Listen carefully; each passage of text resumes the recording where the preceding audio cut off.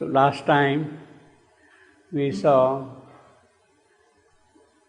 that basically what death has done is revealed the luminous Satyavan. The true Satyavan, the luminous Satyavan, who was covered in the gross physical, in the mortal sheaths. All those things have gone away, and you see now pure, bright, brilliant Satyavan alone. See. In fact, the main interest of Yama or death is keeping that luminous person of you or of us with him. He is not interested in any other thing. Therefore, we have here in the story narrated by Shivendra, Satyavan is the soul carrying the divine truth of being within itself, but descended into the grip of death. It is that luminous Satyavan who is actually in the grip of death. And it is that now which we see here fully under the sway of death. He cannot do anything at all. Whatever now death wants him to do, that he has to do, he must do. You see. So that way he is totally in the grip of death. And Savitri's task is to loosen that grip, to remove that grip, free him of that grip. So the entire sequence now which is going to follow is the work of Savitri in removing that grip of death which is there on the soul of Satyavan, on this luminous Satyavan, you see. Therefore we have got on either side of one, two spirits draw. One, that is the luminous Satyavan. On one side is death, Yama, on the other side is Savitri. And they are now going to fight. The battle is between Yama and Savitri, between death and Savitri. In the beginning, at this point, there is no battle really, in the sense that they are standing now opposed to each other, like two armies ready to get into fight, into quarrel fight. Therefore, silence, battle with silence. Silence, battle with silence. You see. He is not doing anything, she is also not doing anything. The conch has not been blown yet. When it is blown, Shankadhvani comes, then the battle begins, you see. Vast with vast. Now, this silence has a vastness, brahat, wideness. It is Yama's vastness of the entire cosmic plane, Savitri's of the transcendental land. So it is these two brahats, they are now going to battle against each other. Silence, battle with silence. But now the impulse of the path was felt. Impulse of the path was felt, as I told you last time. By whom? Impulse was felt by the one around whom are standing these two spirits. It means that the impulse of the path was felt by Satyavan. At this point, death is not telling anything. He is standing there, the spirit of Satyavan has come out, Savitri is there on the other side. But by the very law of things, by the very nature of things, by the way the mechanisms operate here, he cannot but feel the impulse of the path. He has to move on. He has absolutely no hold now on his physical body which is lying there under the tree. He cannot do anything at all. He has to move on, you see. Moving from the silence that supports the stars to touch the confines of the visible world. You have the spirit of Satyavan here, the flame, Behind him is the dark figure of Yama with the red tiara on his head, and here is Savitri on the other side. So on either side, two spirits. In the middle, the spirit of Satyavan, the spirit of Satyavan, and behind is the spirit of Yama or death, and on the other side is Savitri there you see. You can see Savitri is altogether different here, and although the features of Yama are not distinct, so to say, as we have got the features of Savitri here, but even that darkness which is there of him is very living, very vibrant, very descriptive. It tells who I am, you see, particularly the red tiara on his head, you see. This red thing on his head, you see. Now, when these paintings were made by Huta, mother used to draw the sketches. Of course, she did not draw the sketches of all the paintings. See, there are about 468 paintings in all, and I think the mother has drawn the sketches of only 250 of that, you see. Yeah, a little more than half, yeah. But at the same time, she used to give indications or suggest what color should be used where. This red, this blue, this etc., etc. She used to indicate to Huta, this color here, this color here, this color here. Sometimes she has marked also on the sketches with this color, with this color, like that, you see. So here, but now the impulse of the path was felt, moving from the silent, the supposed town, to touch the confines of the visible world. Luminous, he moved away. So now from the center, he is advancing. He is moving from that. Behind him, how? Now the procession starts. Behind him, death. So luminous Satyavan is there. Behind him is death. Behind death is Savitri. So in other words, between the spirit of Satyavan and Savitri, death is standing. Between the role of death is to separate the lovers. This is what he is completing now. See, luminous he moved away.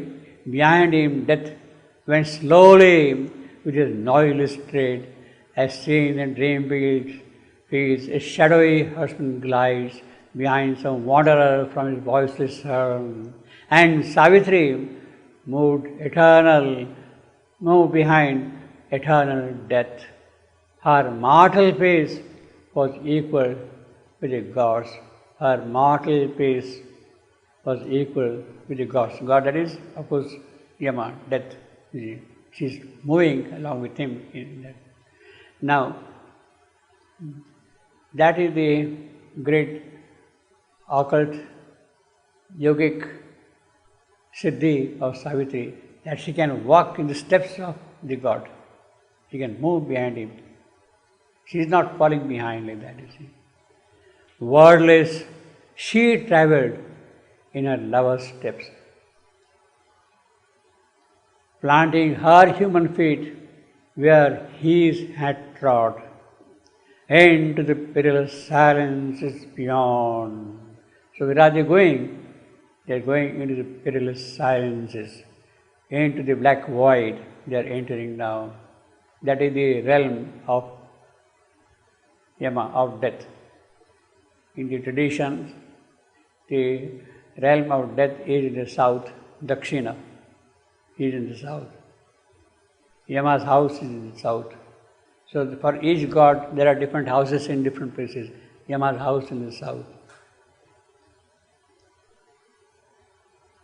But here, of course, the poet is not telling us about where the location of this beyond is. Whether it is in south or north or east or west, you don't know from here. It's just beyond. Which also means that it is all pervasive. It is there everywhere. When you lose contact with the divine, you are everywhere then in the perilous beyond. It is not necessary in the south that way, you see. See, in our traditions, the Indian tradition, the Puranas also say that the house, Dakshina, Yama's house is in the south, Dakshina. And therefore, when you are sleeping in the night, you are not supposed to point your legs to the south. A dead body, when it is kept there, it is laid on the floor or on the cot or wherever it is, with the feet pointing towards south. He has to walk to the south, you see. And the perilous silences beyond. So actually, in a way, when Shivandu's Samadhi was to be put in the Samadhi, Shivandu's body was to be put in the Samadhi, people started saying his feet should be pointing to the south. Now they are to the west. His head is on the east, and Mother ruled it out. You see, it does not apply to him at all. You see, it was ruled out. You see, humanizing the divine. Yeah, that's right. You see. Yeah. So his head is on the east, and his feet are on the south, and of course, in the upper chamber also in the same way. That's why this void is towards the inconscient. This black void of death is where, like if you imagine the space. No, he says beyond. He does not specify the place, the direction. So beyond means beyond. Beyond everywhere, beyond the yeah. So in other words, if you lose, that is what I was telling you. If you lose the contact with the divine, then everywhere it is a black void. Except without divine is a black void. Yeah, obviously. So you can't specify here or there or there. Yeah. At first, in a blind stress of words, she moved. So Savitri is now moving, you see. At first, in a blind, because he says she planted her human feet along with the feet of God, you see. So she is now moving. At first, in a blind stress of words, she moved with strange inhuman places on the soil, journeying as if upon an unseen road. Now he says, strange inhuman places on this soil. She is still walking on the soil, so to say. But with what feet? Inhuman feet.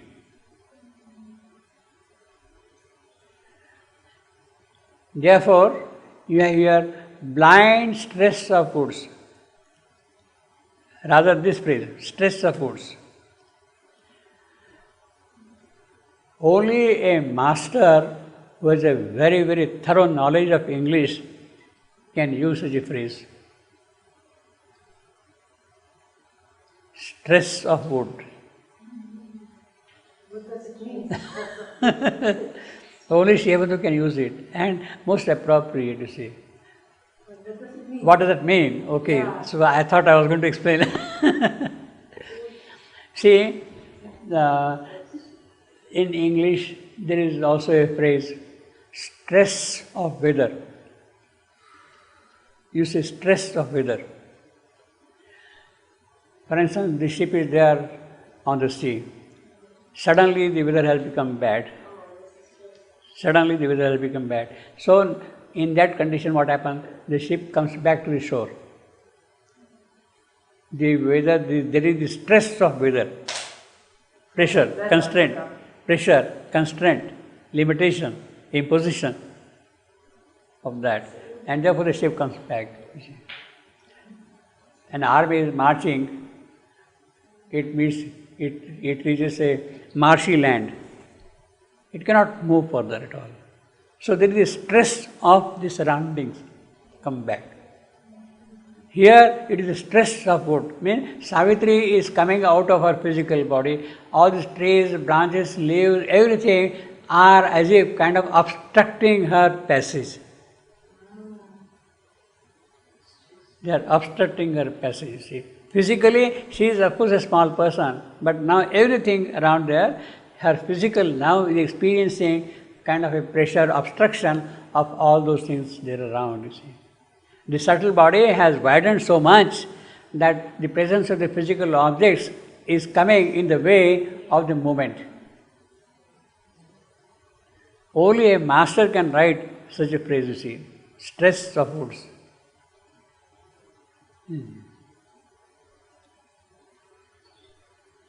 And of course, blind, that is understandable, you see. Stress supports, she moved. You feel the physical obstruction of movement while going. It happens to yogis also when they come out of their physical body and start moving around. All the trees, plants, buildings, men, whatever it is there, crowd, is a kind of an obstruction to them.